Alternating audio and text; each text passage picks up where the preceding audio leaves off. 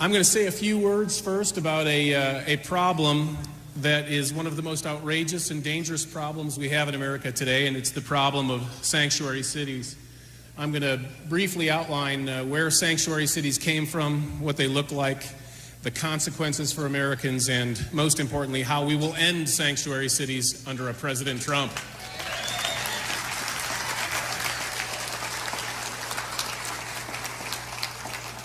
Believe it or not, the first American sanctuary city started almost 40 years ago.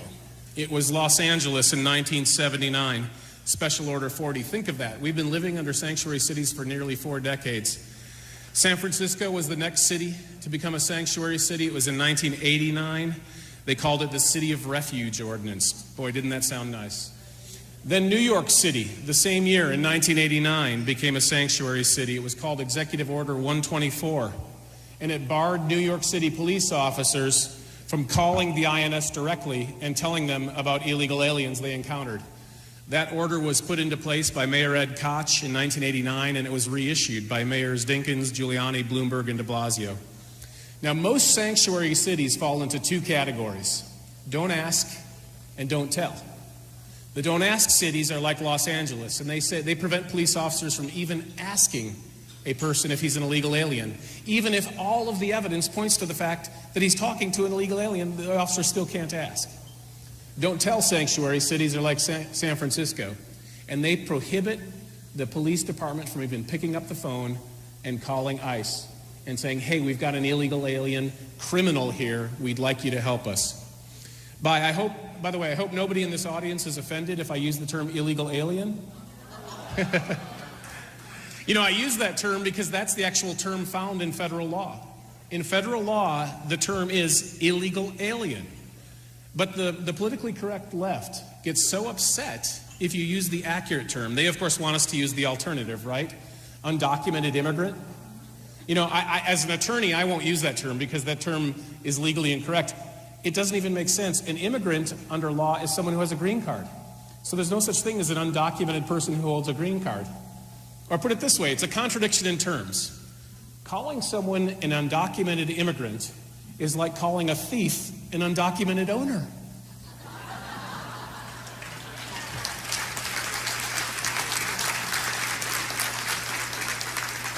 Anyway, back to sanctuary cities. So we had this huge problem.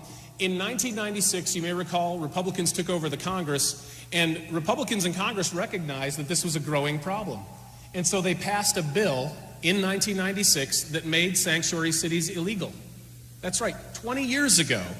In federal law, these sanctuary cities are illegal. You found it at Title 8, Section 1373 and 1644. 2 different places in the federal code. So problem solved, right? Congress made it illegal. Well, if only. You know, Congress naively thought back in 1996 that all they had to do was tell American cities, stop it, and they would stop it. They never dreamed that these cities would just break federal law and just keep on going. But that's exactly what happened. And then something else happened in 1998. The city of New York sued the federal government and said, we want to keep our sanctuary city. You can't stop us from doing that. And thankfully, the city of New York lost in court in 1998. That was in the Second Circuit, U.S. Court of Appeals. So did New York City get rid of their sanctuary policy as soon as they lost in court? No, they just kept on going. So these sanctuary cities have become a persistent problem, and they have no intention, these city leaders, of stopping their policies. And you don't have to be a lawyer to see what happens when a sanctuary city goes into place. When you have an illegal alien who's arrested for a drug conviction or some violent crime, is the phone picked up and is a call made to ICE? No. The illegal alien goes back onto the streets. And so many families up here on the stage have had loved ones killed when illegal aliens are released back onto the streets. Now, in non-sanctuary cities, there's at least a chance, a small chance, that that person will be deported. But in sanctuary cities, there's no chance at all. And some of the losses of loved ones that we're talking about today did happen in sanctuary cities. Now, and another problem that happens is gangs start operating in sanctuary cities. Think about it. If you're a gang member and you want your gang to be operating in a place where your illegal alien members won't be deported, You operate in sanctuary cities. Why do you think Los Angeles has seen such an extraordinary rise in the number of illegal alien gangs? Mara Salvatrucha 13, the 18th Street Gang. You probably heard this figure. 95% of all outstanding warrants for homicide in Los Angeles are for illegal aliens. But of course, what happens when the police officer doesn't have enough evidence, the prosecutor doesn't have enough evidence to make a conviction and send that illegal alien to prison? In a non-sanctuary city, they can at least call ICE and have the guy deported. But in a sanctuary city, he's released right back onto the streets. Now, I want to tell you a story of a family. You all know there's so many tragic stories here, but this one just illustrates the legal ridiculousness of sanctuary cities. It's the case of the Bologna family in San Francisco in 2008. How many of you remember the Bologna family? So, it's a family that I personally represented in court. On June 22nd, 2008, Anthony Bologna and his 3 sons were driving home from a family picnic on a Sunday afternoon after church. As they were sitting in their stopped car, another vehicle driven by an illegal alien from El Salvador, MS-13 member Edwin Ramos, drove up. He pulled a gun out and he just started murdering the Bolognas in their car, spraying the car with bullets. Anthony was killed along with 2 of his sons, Michael and Matthew, aged 20 and 16. A third son, Andrew, who was aged 18, survived the incident miraculously, but saw his father and 2 brothers killed in front of his eyes. The killer, Edwin Ramos, had been in and out of San Francisco police custody at least 3 times for violent crimes, not small crimes, serious crimes. But every single time, the SFPD was prohibited from picking up the phone and calling ICE. And if they picked up the phone in the case of this guy, ICE would have put him at the top of the list because he was a gang member. He had multiple arrests for violent crimes. He would have been out of this country. But instead, on the 3rd occasion, which was 2 months before the killing, they didn't pick up the phone and call ICE. He was released back onto the streets, and then this terrible incident happened. If San Francisco had not been a sanctuary city, he would have been either in federal detention or he would have been already on his way back to native El Salvador. And those 3 people would be alive today. And the same can be said in so many cases. If something had been done to enforce our laws, so many of the loved ones of people here would have been alive today. And so there is a direct connection between the enforcement of our laws or the non-enforcement of our laws and the loss of our loved ones. And that has to stop. The losing of our loved ones has to stop.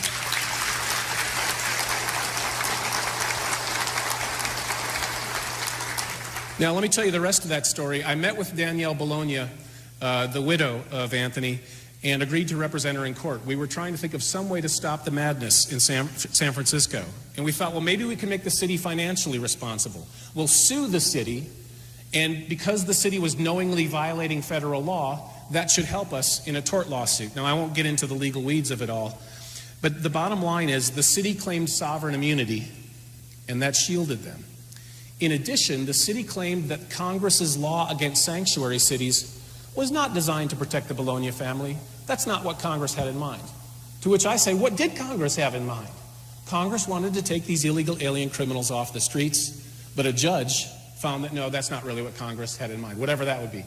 Congress wanted to protect us, wanted to protect the Bolognas, and yet the courts wouldn't let that intention be found in federal law. So I knew at that point America was out of options. We couldn't sue under this federal statute. The federal statute had no teeth, and the cities were violating sanctuary cities with impunity. And so what do we need to do? We need to stop the funds to sanctuary cities.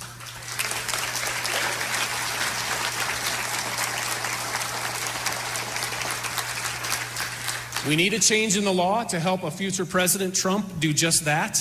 A change that would specifically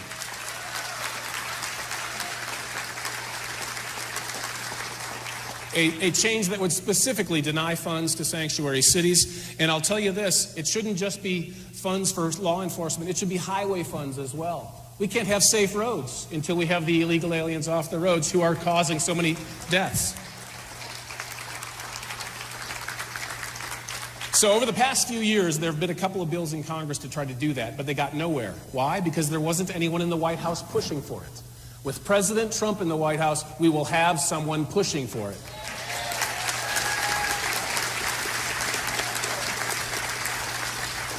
And I'll tell you this too, there are some things that a president can legally do with his executive authority to start cutting off those funds even before Congress acts. I know that President Trump will look for every legal option he has to stop the money and stop the sanctuary cities from feeding at the federal trough.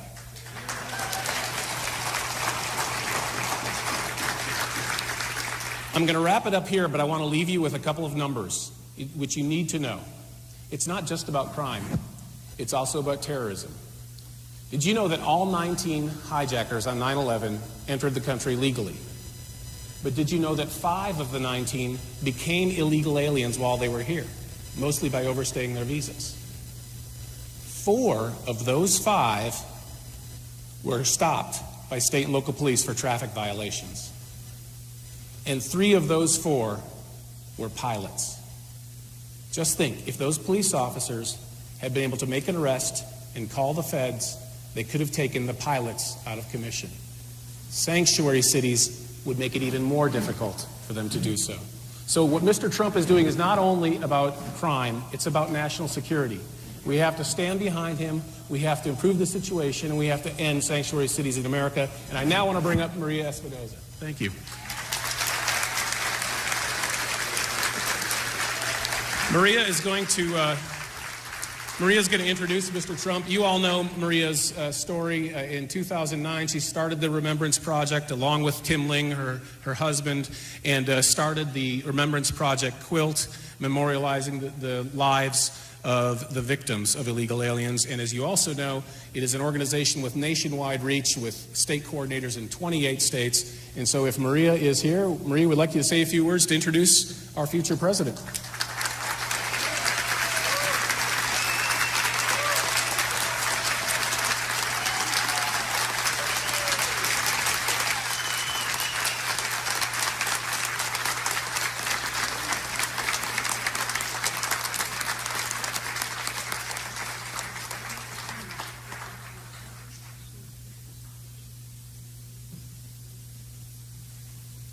One moment, folks.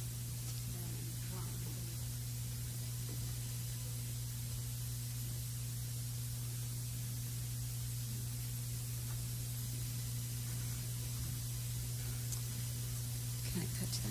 Oh, good. Good afternoon, everyone. Thank you so much for attending our first ever Remembrance Luncheon, where we honor and remember Americans who've been killed by illegal aliens, individuals who should not have been in the country in the first place.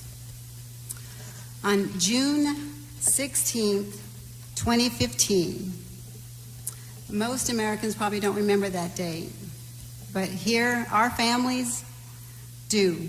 We remember that date because that is the day that Donald Trump announced his run for President of the United States.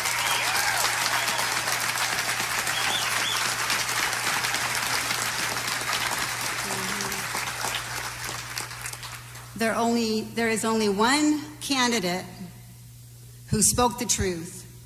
There is only one candidate who reached out to our families, our stolen lives families, America's most forgotten families. There is only one candidate who embraced and took in his arms the mothers whose children were killed, innocent victims.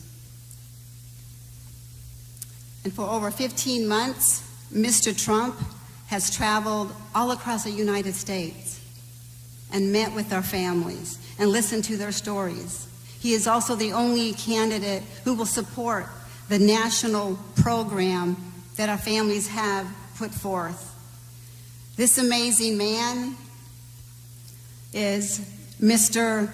Donald Trump, and I would like for you all to please put your hands together and give a warm, warm welcome that we are so honored for Mr. Trump to be here with our families.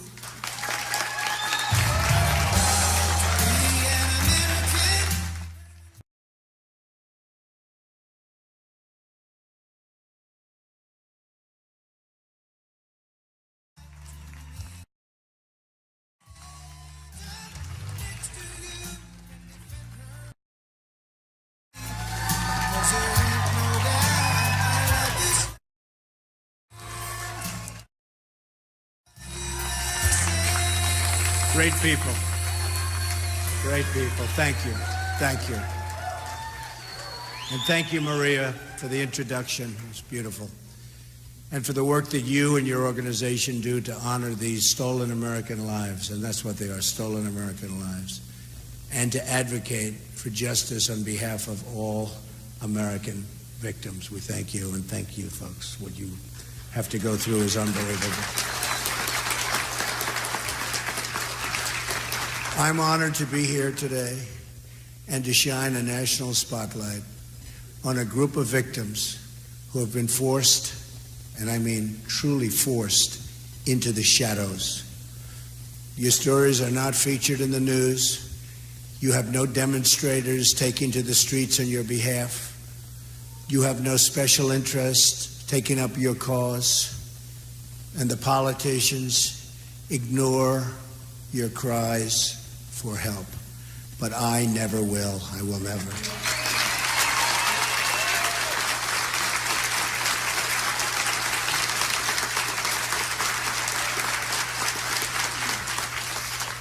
And I've known many of you for a long time now. It seems like a long time, but I'm still here and you're still here, right? I'm still fighting. I've met many incredible people during the course of this campaign, but nothing has moved me more deeply than the time I've spent with the families of the Remembrance Project. The folks in Remembrance, by the way, are doing such an incredible job.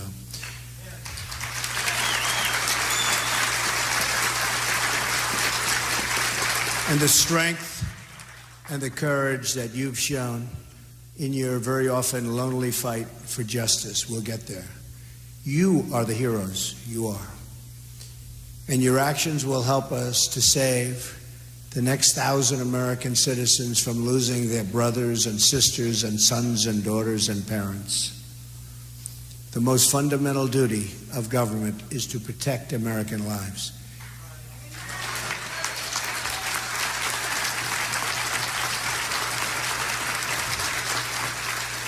Anyone who fails to understand this is not fit to hold public office.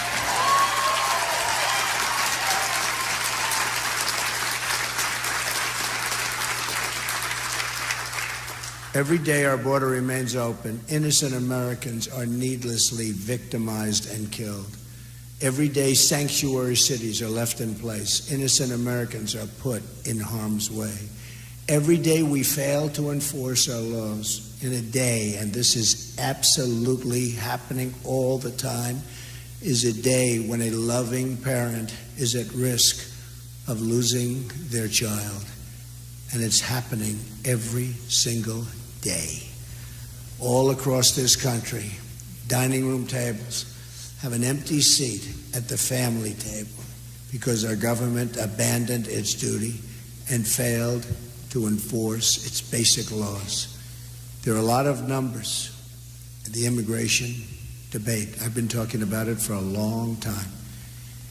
And obviously people agree with me because you see what's happening, you see the numbers, you see the polls, you see what's going on at the rallies. A lot of people agree with me. Almost, it seems everybody agrees. You almost say, what's not to agree with? But let me give you what's not to agree with. But let me give you the most important number of all. That most important number of all is the number of American lives that is acceptable to lose in the name of illegal immigration. Let me tell you what that number is. 0.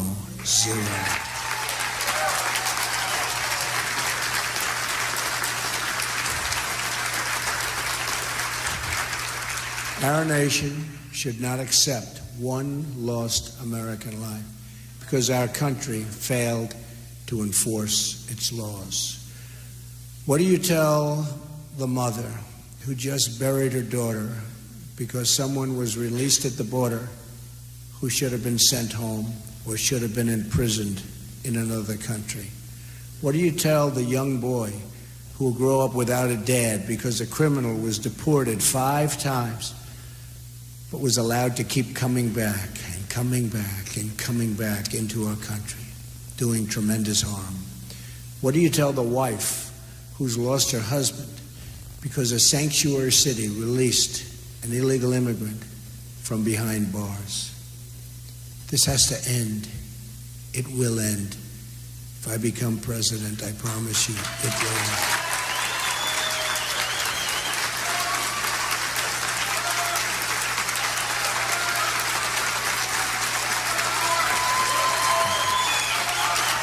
Thank you.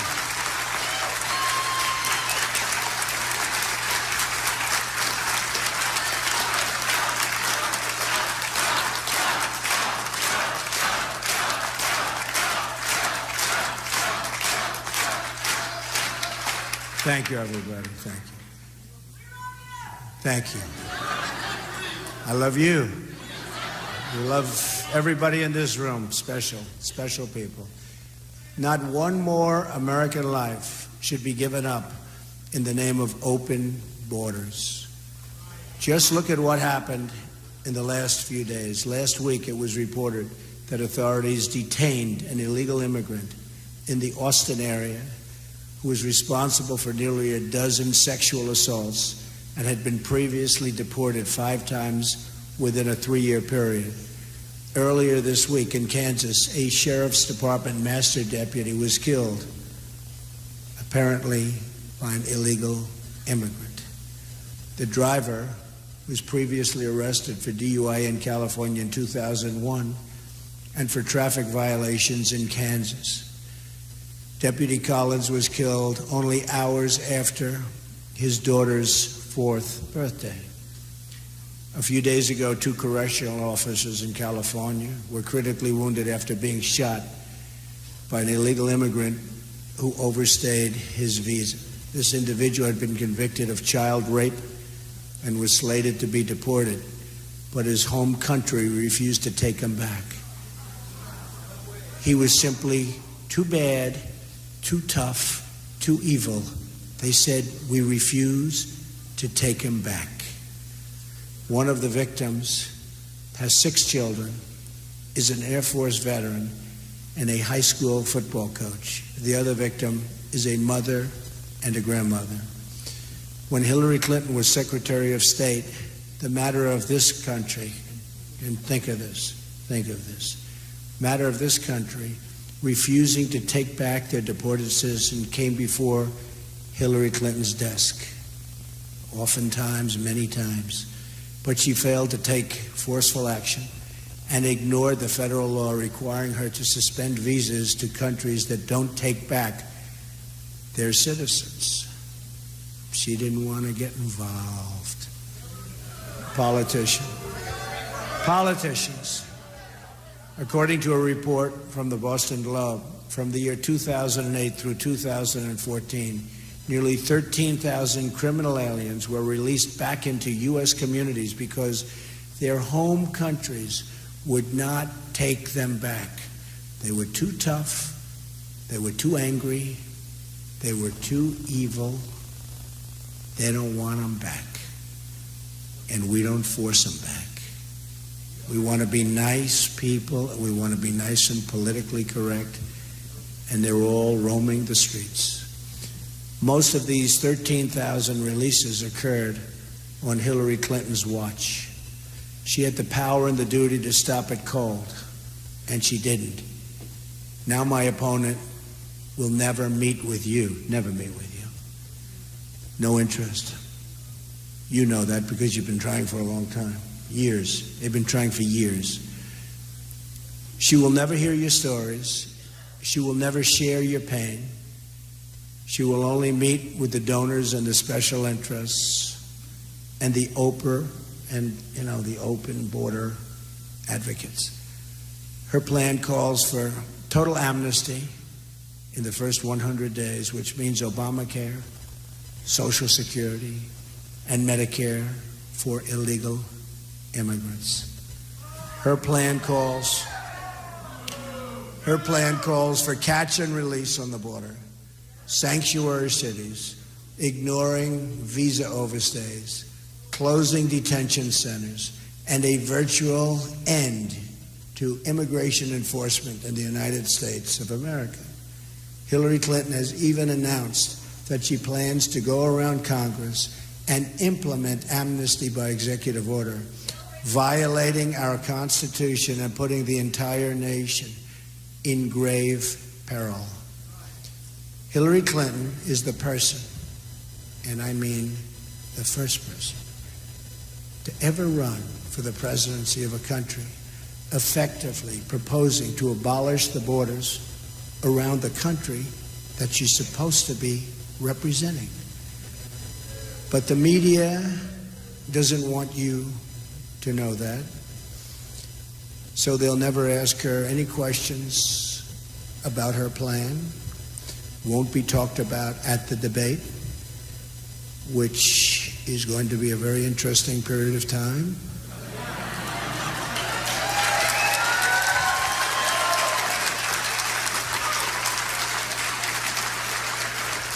Like how she'll afford to give lifetime welfare and entitlements to illegal immigrants, or how many people will be victimized because of the illegal immigrants that will be released from federal custody, right at the border or inside of the border. She's not asked to explain what she'll say to the American workers who lose their jobs when she prints out millions of work permits for those here totally against the law, many of whom have very, very substantial problems. Your cause and your stories are ignored by our political establishment because they are determined to keep our border open at any cost. To them, your presence is just too inconvenient.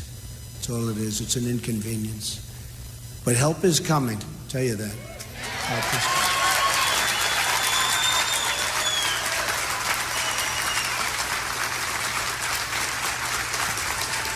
On November 8th, we're going to win the White House.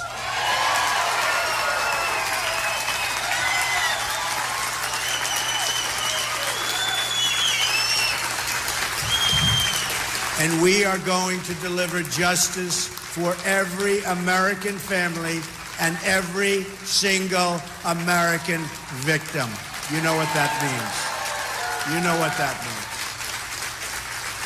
Together, we will save American lives and prevent the next 1,000 American parents from suffering the same fate as the people in this room today. Their loved ones will not have died in vain, believe me. They will not have died in vain. Since 2013 alone, think of this. Since 2013, the Obama administration has allowed 300,000 criminal aliens to return back into the United States and its communities. These are individuals encountered or identified by ICE, but who were not detained or processed for deportation. According to the federal government's own data, there are more than 2 million convicted criminal illegal immigrants inside of the United States right now. 2 million. And we wonder, why do we have such crime? Why do we have such violence? And this is true violence. This is violence like most people have never even heard of before. However, this figure does not include the many individuals who have committed crimes but escaped justice, fled the jurisdiction, or were otherwise never caught. And many of the folks are in that position where you even sometimes know who they are, and yet they're never caught. We're going to catch them. We're going to catch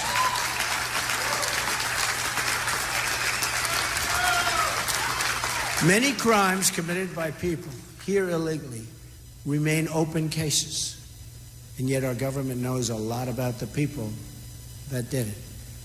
But they don't go after them. They've killed people. They don't go after them. At the same time, hundreds of individuals who have been given visas and refugee, and think of this, they've been given visas, their refugee admissions into the country subsequently were charged with terrorism, and nobody does anything about it. Nobody does anything about it. It's the most unbelievable thing that I've seen. That's why it's like become a personal passion for me when I see these people. And there's so many people. Remembrance Project, there are so many people. This is a small group. A lot of people, it's a small group compared to what we're talking about. The devastation is unbelievable. So we're admitting people here with no idea of who they are, and we don't know very much about them. We don't know what they believe. We don't know if they have love in their heart for our country or if they have hatred in their heart for our country. Whether it's drugs, terrorism, or violent crime, our government is utterly failing in its core mission to defend and protect the people of this country. The Border Patrol agents, these are incredible people. They endorsed me. First time they've ever endorsed a presidential candidate. Thank you. They've warned that Hillary Clinton's plan would put the entire country in grave danger. I fully understand that. They called it radical, deeply dangerous, and warned it would trigger an unprecedented national crisis. They know. They know better than any consultant. They know better than anybody, the Border Patrol agents. Let's just remember our goal, to prevent the next family from suffering the same terrible fate.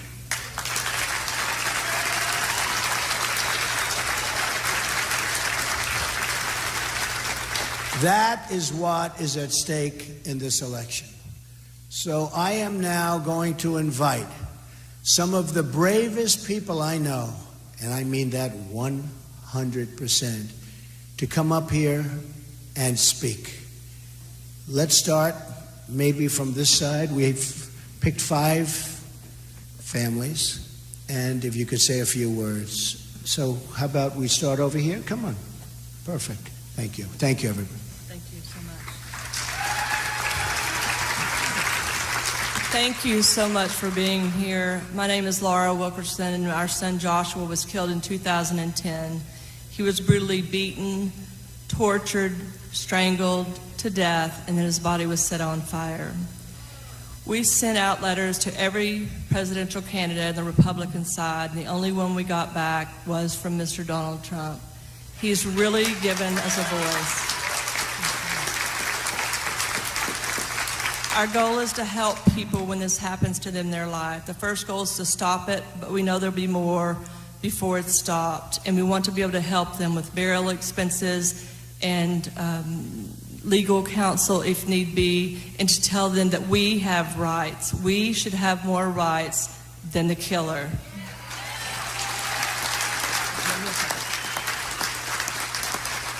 I also just want to say that if we are all deplorables, we are doing something right.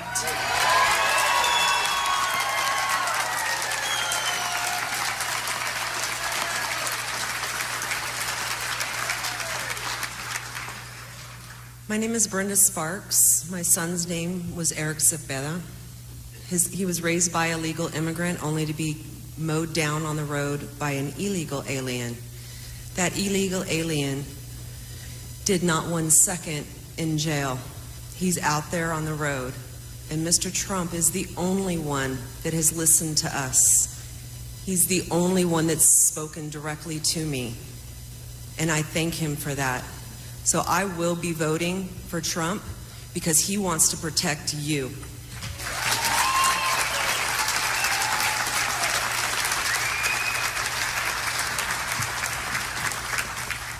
My name is Julie Golvach, and my son Spencer, in the sanctuary city of Houston, Texas last year, was driving home and was sitting at a red light when an illegal alien on a shooting spree drove by and shot him in the head. He died alone in his car. I want to thank Mr. Trump for bringing this issue to the national attention. The illegal that killed my son had been deported 4 times, was a known gang member. He had burglary, assault, and attempted murder on his record. and he was still driving and presumably working and living fine in Houston, Texas. Fortunately for our family, a sheriff's deputy came at the end of the shooting spree and put an end to the shooting spree and to the illegal alien so he couldn't continue on with what he was doing. So, thank you very much. Thank you.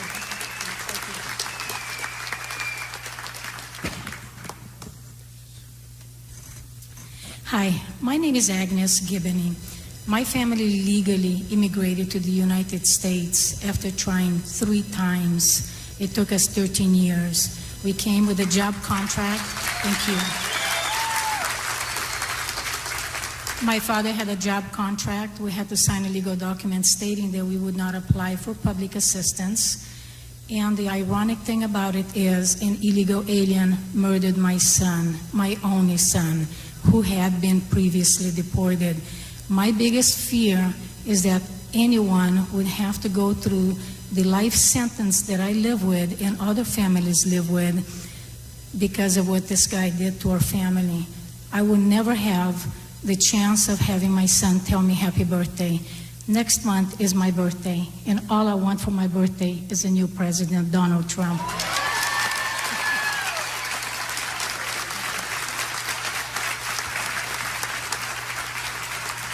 Hello, my name is Juan Pina, and my daughter Christy had just turned 14 years old when they found her murdered in Artichokeville in Castroville, California. She had been strangled, she had been stabbed, she had been raped, sodomized, and they threw her nude body in the field in February in the rainy season.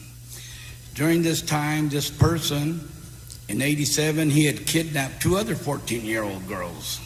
And he had been caught, and he was still out in the streets. When he killed my daughter, he left back to Mexico. He came back and tried to kidnap a little 12-year-old girl at 7 o'clock in the morning on her way to school. He got away again. Now, they finally got him after 25 years in Mexico. And man, it is hard to get somebody extradited from Mexico. They asked me what I thought about the relations with Mexico and the United States, and I told them it's great if you're dealing with tomatoes and bell peppers. But other than that, it's nothing. But I thank everybody for being here, and I got you here. And I come from a sanctuary city. Thank you. Thank you very much. These are a few of the stories. There are thousands of these stories, and we have to work very hard, and we have to be very smart. These are truly wounded families, and sadly, they'll never be the same. I spoke to some of the families we met for an hour backstage, and I said, does it get better with time? And they actually said, it doesn't, and sometimes it gets worse with time, which is something that's incredible. So I just want to thank all of the folks. It's great, brave people. And they're representing a lot of other people, a lot of thousands and thousands of people where similar things have happened. And I think I'd like to ask maybe Maria to come back up, and we're going to ask her to say a few words. Thank you, Maria.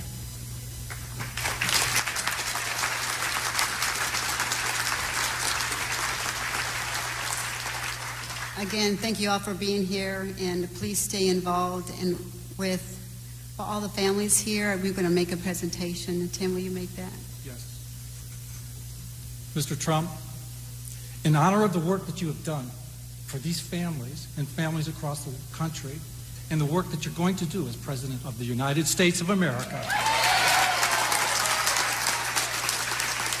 I present this plaque representing the loved ones of the families who've been killed by illegal aliens who are here with us today. And with that, we say, from the Remembrance Project and the families who have lost their loved ones, and those who have not yet, but unfortunately will, lose their loved ones to illegal aliens, we present this memorial to you. Thank you. Thank you very much.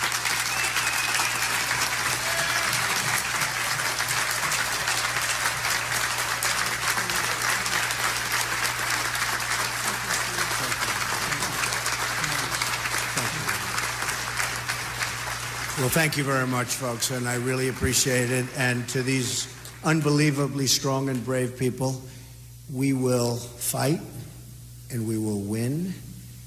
And again, I say, your loved ones will not have died in vain, believe me. Okay? Thank you, everybody.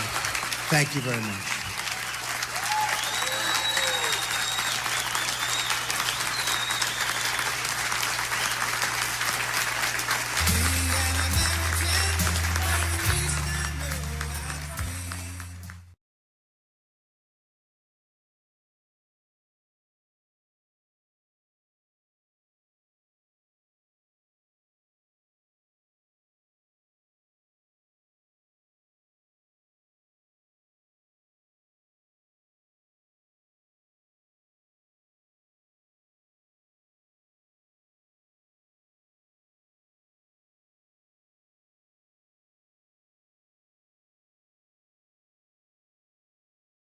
Our next President of the United States.